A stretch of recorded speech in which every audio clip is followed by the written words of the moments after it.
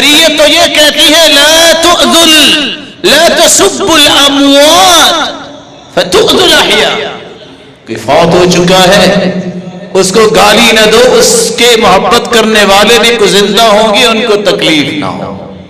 رسول اللہ صلی اللہ علیہ وسلم نے سب سے زیادہ جس بات کا اہتمام کیا زبان کی حفاظت کرو، اس سے الفاظ اچھے بولو۔ اس لیے اکثر ابن صیفی فرماتے ہیں 4000 گناہوں سے بندہ بچ سکتا ہے زبان کنٹرول کر کر۔ فرمایا البذاء من الجفا، بدتمیز انسان جو ہے یہ سخت مزاج جو ہے، والجفاء فی النار، یہ جہنم کا ایندھن بنے گا۔ اور آپ صلی اللہ علیہ وسلم نے نماز کی بات کی، جہاد کی بات کی، روزے کی بات کی، اور چلتے چلتے رک گئے۔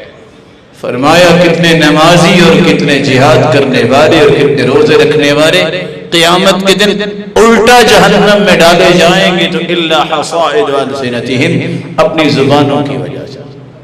اس زبان کو کنٹرول کیجیے۔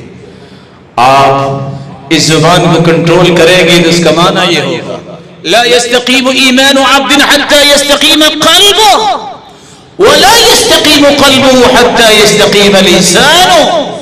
کسی شخص کا ایمان درست نہیں ہو سکتا جب تک دل درست نہ ہو، دل اس وقت تک درست نہیں ہو سکتا جب تک زبان درست نہ ہو۔ جو غلاظت دل میں ہوتی ہے زبان میں وہی آتی ہے۔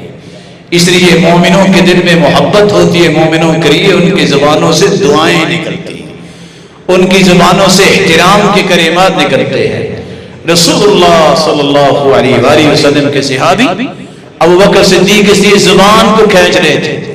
عمر پوچھتے ہیں یہ کیا؟